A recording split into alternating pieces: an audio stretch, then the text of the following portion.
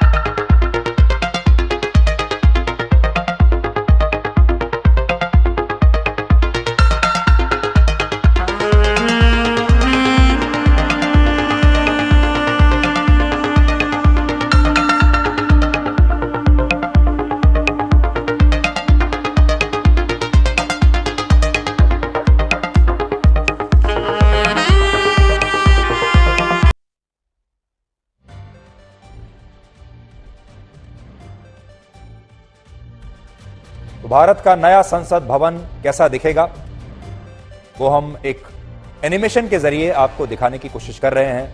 लोकसभा कैसा होगा, राज्यसभा कैसा होगा और ये आकार में पुराने संसद भवन से कैसे अलग होगा। जैसा भी आपने देखा, भारत का नया संसद भवन मौजूदा संसद भवन से कई मायनों में अलग है।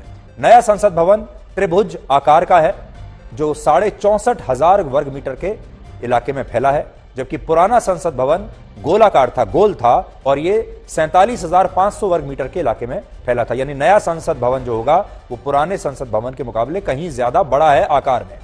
नए संसद भवन की लोकसभा में 888 और राज्यसभा में 384 सदस्यों के बैठने की व्यवस्था है। यानी नए संसद के दोनों सदनों में अब 1272 सांसदों के बैठने की व्यवस्था है, 1272, जबकि जो पुरानी लोकसभा थी उसमें 550 और पुरानी राज्यसभा में सिर्फ 250 सीटें हैं। यानी यह आंकड़ा होता है 800 सांसदों का।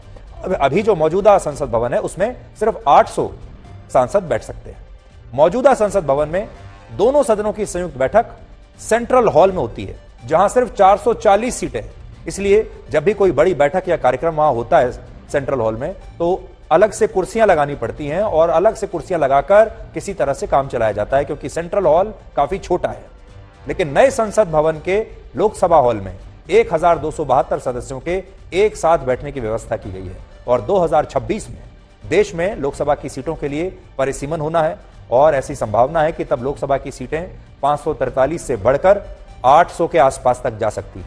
इसलिए भविष्य को देखते हुए, क्योंकि भविष्य में सांसदों की संख्या बढ़ जाएगी, इसे देखते हुए संसद भवन में बैठने के लिए 150% अधिक सीटों की व्यवस्था की गई है जो नए सांसदों के लिए होगा।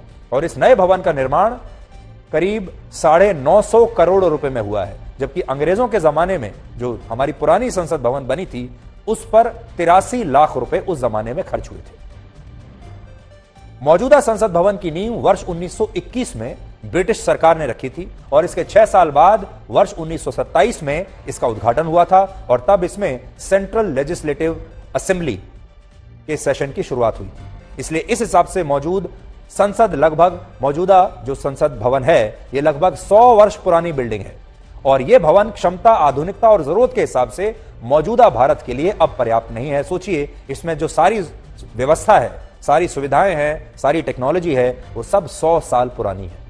मौजूदा संसद में न तो लोकसभा के 800 सदस्य बैठ सकते हैं क्योंकि इतनी जगह ही नहीं है और ना ही इसकी राज्यसभा में ज्यादा प्रतिनिधियों के बैठने की जगह है। और यहां एक और महत्वपूर्ण बात यह है कि मौजूदा संसद भवन की मांग को लेकर कांग्रेस पार्टी ने भी यूपीए की सरकार में सहमति जताई थी। उस दौरान तब कांग्रेस पार्टी भी यही कहती थी कि नया संसद भवन होना चाहिए। अब वही कांग्रेस पार्टी इसका विरोध कर रही है और इसी को हम राजनीति कहते हैं।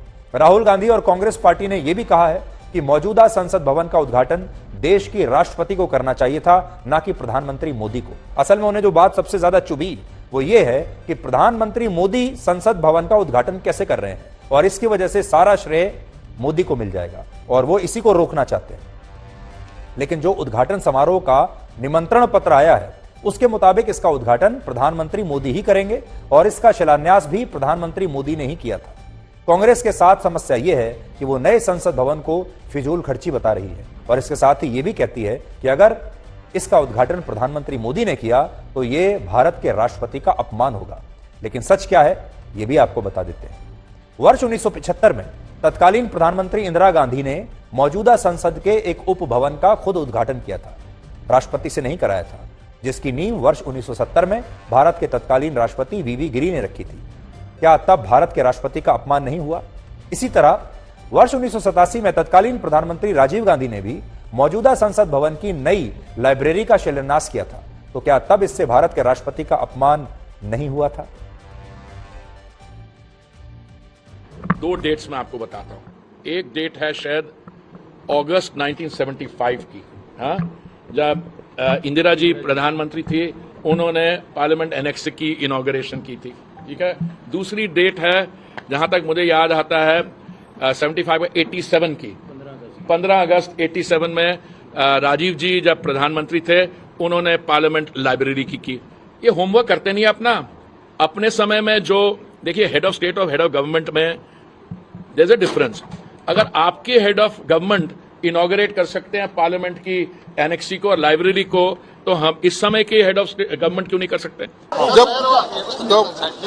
जब प्रधानमंत्री खुद करते हैं ये राष्ट्रपति करना चाहिए।